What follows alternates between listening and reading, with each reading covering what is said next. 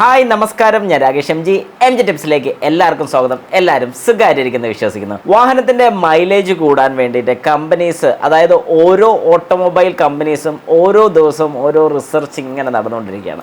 അപ്പോൾ അതിനകത്ത് ശരിക്കും പറഞ്ഞു കഴിഞ്ഞാൽ ഒരുപാട് കാര്യങ്ങൾ പ്രാക്ടിക്കലായിട്ട് നമുക്ക് ഇംപ്ലിമെൻറ്റ് ചെയ്യുന്നതിൻ്റെ കൂട്ടത്തിൽ തന്നെ നമുക്ക് ഒരുപാട് ബെനിഫിറ്റ്സ് കിട്ടുന്നുണ്ട്. അതുപോലെ വന്നതാണ് നമ്മുടെ ടെർബോ എന്ന് പറയുന്ന കാര്യമാണെങ്കിലും ഫ്യൂവൽ ഇഞ്ചക്ഷൻ ടെക്നോളജി. അത് മൈലേജ് മാത്രമല്ല, നമ്മുടെ വാഹനത്തിൻ്റെ എൻജിൻ പെർഫോമൻസും കാര്യങ്ങളൊക്കെ നല്ല കറക്റ്റ് ആക്കാൻ വേണ്ടിയിട്ട്, അതായത് ചിലപ്പോൾ നമ്മുടെ വാഹനം ഒരു കയറ്റം കയറുന്ന സമയത്താണെങ്കിൽ കൃത്യമായിട്ടുള്ള ഫ്യൂവലിൻ്റെ അളവ് വ്യത്യാസം വരും. തണുപ്പുള്ള കണ്ടീഷനിലാണെങ്കിലും ഫ്യൂവലിൻ്റെ അളവ് വ്യത്യാസം വരും. ചൂടുള്ള സമയത്താണെങ്കിലും ഫ്യൂവലിൻ്റെ അളവ് വ്യത്യാസം വരും. ആ ഒരു കാര്യങ്ങളൊക്കെ കൃത്യമായിട്ട് സെൻസ് ചെയ്ത് നോക്കി ഫ്യൂവൽ ഇഞ്ചക്റ്റ് ചെയ്ത് കൊടുക്കാൻ വേണ്ടി ഇഞ്ചക്ഷൻ ടെക്നോളജിയൊക്കെ വന്നു. ഇങ്ങനെ ഓരോ ടെക്നോളജി നമ്മുടെ വാഹനത്തിൽ ഇങ്ങനെ വന്നുകൊണ്ടിരിക്കുന്നു. അപ്പം LPG വന്നു, അതിനുശേഷം CNG ആയി. ഈ CNG പലരും പറയുന്നൊരു കാര്യമാണ്, നമുക്ക് അഡീഷണലായിട്ട് ഫിറ്റ് ചെയ്യാൻ സാധിക്കും. നല്ലൊരു കാര്യമാണ്, നമുക്ക് അഡീഷണലായിട്ട് ഫിറ്റ് ചെയ്യാൻ സാധിക്കും. പക്ഷേ ശരിക്കും നിങ്ങളുടെ വാഹനം ഈ പറഞ്ഞൊരു കാര്യത്തിന്, അതായത് ഒരു CNG ഫിറ്റ് ചെയ്യാൻ വേണ്ടിയിട്ട് ആപ്റ്റാണോ?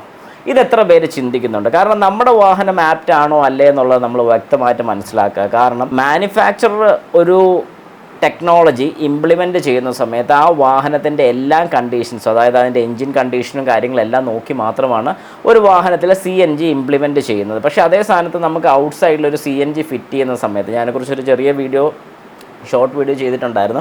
അതിനകത്ത് ഒരുപാട് നെഗറ്റീവ് കമൻറ്റ്സ് വന്നിട്ടുണ്ടായിരുന്നു. നമുക്ക് CNG ചെയ്യാൻ സാധിക്കും എന്നൊക്കെ പറഞ്ഞുകൊണ്ട് ഒരുപാട് കമൻറ്റ്സ് വന്നിട്ടുണ്ട്. ശരിക്കും അതിനുശേഷം തൊട്ട് ഞാൻ കുറച്ച് ടെക്നിക്കലായിട്ടും കൂടി ഇതിനെക്കുറിച്ചൊന്ന് സ്റ്റഡി നടത്തി. ഒരുപാട് കാര്യങ്ങൾ, അതായത് ഒരുപാട് പ്രൂഫ് ഉൾപ്പെടെ വെച്ച് ഞാൻ ആ ഒരു വീഡിയോ ചെയ്യാൻ റെഡിയാണ്. നിങ്ങൾക്ക് കാണണമെന്നുണ്ടെങ്കിൽ താഴത്തെ കമൻറ്റ് ബോക്സിൽ ഒരു കമൻറ്റും കൂടെ കൊടുക്കുക. അതിനെക്കുറിച്ച് കുറച്ച് ലെങ്തി ആയിരിക്കും ആ വീഡിയോ കാണണമെന്ന് ആഗ്രഹമുള്ളൊരു ജസ്റ്റ് എനിക്ക് കമൻറ്റും കൂടി ഇടുക. കാരണം അത് ചെയ്യാത്ത വേറൊന്നും കൊണ്ടല്ല, അത് ചെയ്യാനാണെങ്കിൽ നല്ലൊരു സമയം എടുക്കുന്ന ഒരു കാര്യമാണ്. അത്രയും സമയം എടുത്ത്, അത്രയും എഫേർട്ട് എടുത്ത് ഞാൻ വീഡിയോ ചെയ്യാൻ റെഡിയാണ്. അത് ചെയ്ത് കഴിഞ്ഞാൽ നിങ്ങൾക്ക് കൃത്യമായിട്ട് അറിയാൻ സാധിക്കും എന്തൊക്കെ പ്രശ്നങ്ങൾ വരും നിങ്ങളുടെ വാഹനത്തിൽ. അതായത് നിങ്ങളുടെ ഒരു സാധാരണ പെട്രോൾ വാഹനമാണെങ്കിൽ ആ വാഹനത്തിൽ ഒരു CNG ആഡ് ചെയ്ത് കഴിഞ്ഞാൽ വരാൻ പോകുന്ന പ്രോബ്ലംസ്. അപ്പോൾ ഇതൊരു കാര്യം. അപ്പോൾ ഇങ്ങനെ വരുന്ന സമയത്ത് ടെക്നോളജികൾ മാറിക്കൊണ്ടിരിക്കുന്നു. നമ്മൾ പഴയ കാലഘട്ടത്തിലെ വാഹനങ്ങൾ ഇപ്പോഴും മെയിൻറ്റെയിൻ ചെയ്തുകൊണ്ട് വരികയാണെങ്കിൽ നല്ലതാണോ? ആസ് എ വാഹന പ്രേമി നമുക്ക് നല്ലൊരു കാര്യം തന്നെയാണ്. പക്ഷേ ശരിക്കും പറഞ്ഞു കഴിഞ്ഞാൽ നമുക്ക് ഈ പറയുന്ന പോലെ ഒരു ലോങ് ഡ്രൈവോ കാര്യങ്ങളോ ഒക്കെ പോകാൻ പെട്ടെന്ന് നമുക്ക് പോകണമെന്നുണ്ടെങ്കിൽ ഒരുപാട് കാര്യങ്ങൾ അതിൽ നമ്മൾ അറിഞ്ഞിരിക്കണം, മെയിൻറ്റെയിൻ ചെയ്യണം.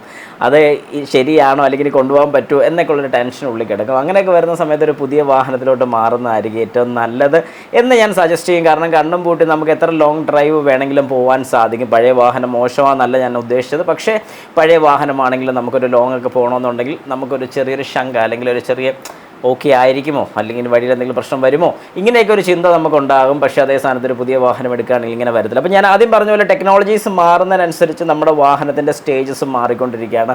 ഒരുപാട് ടെക്നോളജി ഇപ്പം ശരിക്കും പറഞ്ഞാൽ ഇലക്ട്രിക്കൽ വാഹനങ്ങളൊക്കെ നമ്മൾ വിചാരിച്ചിരുന്നത് ഇത്രയും റേഞ്ചേ കിട്ടത്തുള്ളൂ, അല്ലെങ്കിൽ ഈ ഒരു റേഞ്ച് എന്താകും, നാളത്തെ ജനറേഷൻ അല്ലെങ്കിൽ നാളെ എന്താകും എന്നൊക്കെ ചിന്തിച്ചുകൊണ്ടിരുന്ന ഒരു കാലഘട്ടം മാറിക്കൊണ്ടിരിക്കുന്നു. ഇപ്പോൾ ഇലക്ട്രിക്കൽ ഒരു രക്ഷയില്ലാതെ ഒരു 500 കിലോമീറ്റർ 500+ കിലോമീറ്റേഴ്സൊക്കെ നമുക്ക് കിട്ടുന്ന വാഹനങ്ങൾ ഇറങ്ങി തുടങ്ങിയിട്ടുണ്ട്. ഏതായാലും നല്ല രീതിയിൽ നമ്മുടെ ടെക്നോളജീസൊക്കെ മുമ്പോട്ട് പോകുന്നുണ്ട്.